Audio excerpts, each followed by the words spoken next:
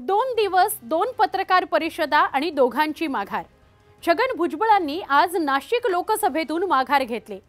अमित शहांनी भुजबळांनी नाशिक लोकसभा मतदारसंघ लढवावा अशी सूचना केली होती। प्रचाराच्या तयारीत असलेल्या छगन भुजबळांनी का माघार घेतली या सगळ्या विषयी आपण जाणून घेऊया।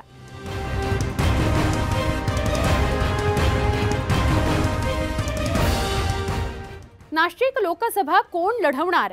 शिवसेना की राष्ट्रवादी काँग्रेस? छगन भुजबळ की हेमंत गोडसे?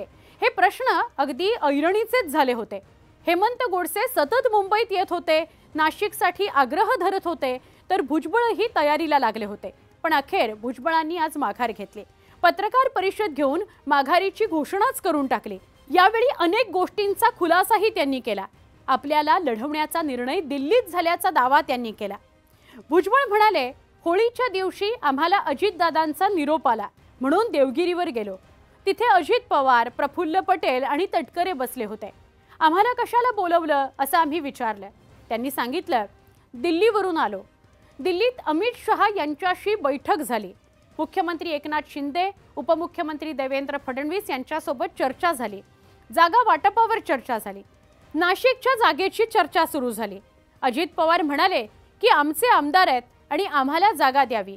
त्यावेळी माजी खासदार समीर भुजबळ हे उमेदवार असतील असंही मी सांगितलं, तर अमित शहांनी नाही म्हटलं आणि छगन भुजबळ उभे राहतील असं सांगितलं।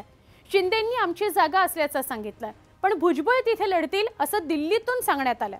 अजित पवार यांनीही हट्ट धरला, तुम्हाला लढावं लागेल असं सांगितल्याचं भुजबळांनी म्हटलं। भुजबळांच्या माघारीनंतरही अजूनपर्यंत नाशिक कोण लढवणार याची घोषणा करण्यात आलेली नाही। हेमंत गोडसे मात्र कामाला लागलेत आणि शिवसेनेकडून तेच लढण्याची शक्यता जास्त आहे। गेल्या 2 दिवसात दोघांनी माघार घेतली आणि पत्रकार परिषदाही झाल्यात।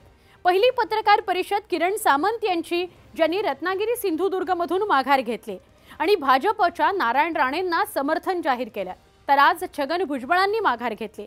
महत्त्वाचं म्हणजे माघार घ्यायच्या आदल्या दिवशीच हेमंत गोडसे आणि छगन भुजबळांची रामनवमीला काळाराम मंदिरामध्ये भेट झाली होती आणि त्यावेळीही भुजबळांची प्रतिक्रिया मार्मिक होती, बोलकी होती। मतदानाच्या आधी माघार घेताना भुजबळांनी लवकरात लवकर उमेदवाराची घोषणा करा अशी इच्छा बोलून दाखवली होती।